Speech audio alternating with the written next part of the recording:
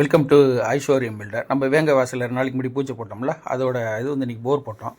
அது போரை பற்றியும் அதில் என்னென்ன பண்ணோம் அப்படிங்கிறத பற்றியும் டீட்டெயில் பார்ப்போம் வாங்க.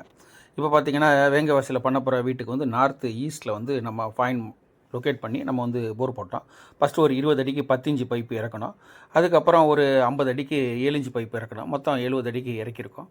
மொத்தமாக 250 அடிக்கு போர் போட்டிருக்கோம். அந்த சென்னையெல்லாம் பார்த்தீங்கன்னா கீழே போகும்போது பாறை தான் வரும். அதனால் மித்ததை அப்படியே பாறையாக விட்டுட்டோம். 250 அடி போட்டோம். கிட்டத்தட்ட 110 அடியில் எங்களுக்கு தண்ணி வந்தது. அதுக்கப்புறம் அவங்கள்ட்ட 250 அடி போர் போட்டு சேஃபாக பண்ணியிருக்கோம். பக்கத்தில் உள்ளவங்களாம் 250 அடி போட்டிருக்காங்க வேங்கை வாசலில்.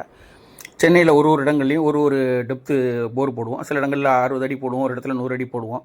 இது வந்து 250 அடி போட்டிருக்கோம். உங்கள் ஏரியாவில் எவ்வளோ அடி ஆழம் போட்டால் தண்ணி வரும் அப்படிங்கிறத சொல்லுங்கள். இது போர் போட்ட பிறகு தண்ணி எப்படி இருக்குது, சுவையாக இருக்கா அப்படிங்கிறதையும் நான் உங்களுக்கு சொல்கிறேன். தண்ணி மோட்டர்லாம் வச்ச பிறகு.